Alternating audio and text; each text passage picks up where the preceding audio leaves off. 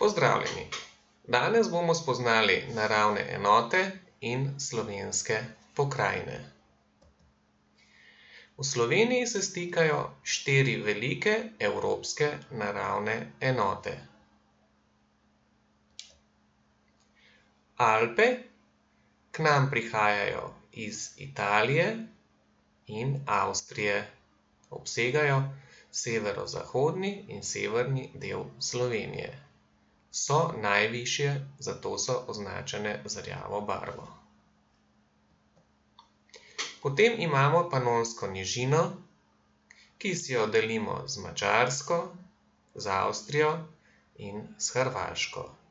Ta je označena z zeleno barvo in je najnižja. Je ravninsko področje, zato je primerna za poljedelstvo. Potem k nam iz Hrvaške prihaja Dinarsko gorstvo. Obsega južni del Slovenije. Imamo pa tudi del Jadranskega morja, ki si ga delimo s sosedami Italijo in Hrvaško.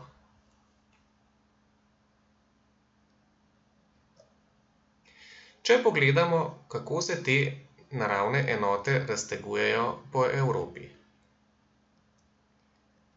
Alpe so gorstvo, ki je najvišje v Evropi, sega od Slovenije in Avstrije vse do Francije.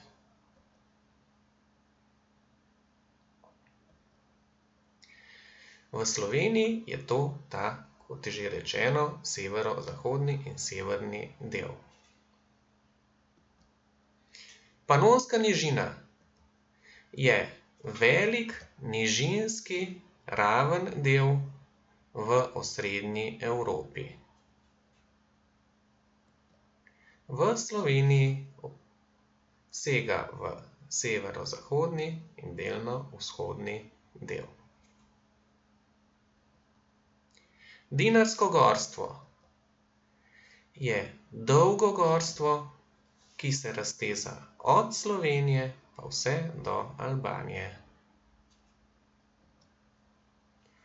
V Sloveniji je to južni del. Potem pa imamo še Jadransko morje. To je morje, ki meji z ene strani nad Slovenijo, Hrvaško, Bosno in Hercegovino, Črno goro, pa vse do Albanije. Z druge strani pa imamo Italijo oziroma italijanski škorenj. Jadransko morje je del večjega evropskega morja, in sicer Sredozemskega morja, ki je morje med Evropo in Afriko južno. V Sloveniji je Jadransko morje na jugozahodu.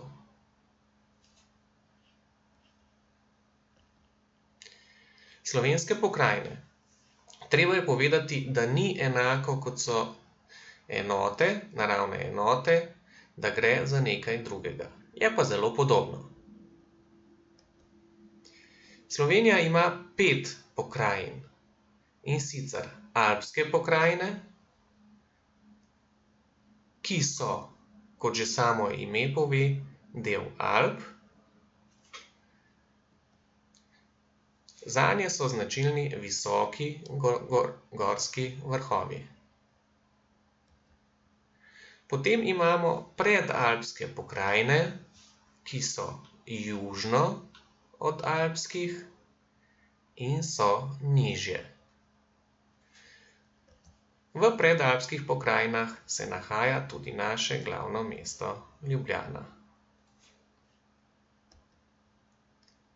Potem imamo obpanonske pokrajine, ki so najnižje, reliefno so označene zelene in so ravne, zato so primerne za kmetijstvo.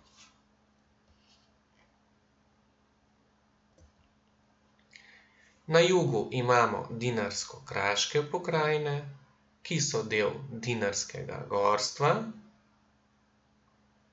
to je nižje kot Alpsko gorovje. Za Dinarsko-kraške pokrajine je značilno, da imajo veliko kraških pojavov. Na sliki vidimo Postojnsko jamo. Potem imamo še obsredozemske pokrajine, ki so pa na meji z Jadranskim morjem, za katerega smo povedali, da je del Sredozemskega morja. Ko se pogovarjamo o obsredozemskih pokrajinah, najprej pomislimo na morje. Na sliki je Piran. Ponovimo. V Slovenijo segajo 4 naravne evropske enote, in sicer Alpe,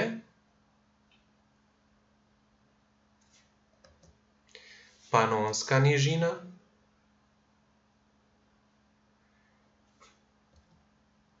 Dinarsko gorstvo in Jadransko morje. Torej, to so naravne enote. Imamo pa 5 pokrajin, in sicer Alpske pokrajine, najvišje, potem imamo predalpske pokrajine, so nižje od alpskih, opanonske pokrajine so ravne, primerne za kmetijstvo, Dinarsko-kraške pokrajine, v katerih najdemo veliko kraških pojavov. Ime so dobile po Dinarskem gorovju, ki je na jugu, in po planoti Kras na zahodu. In še zadnje, obsredozemske pokrajine, ki se nahajajo ob Sredozemskem oziroma ob Jadranskem morju. Torej imamo 4 naravne enote, ampak 5 pokrajin.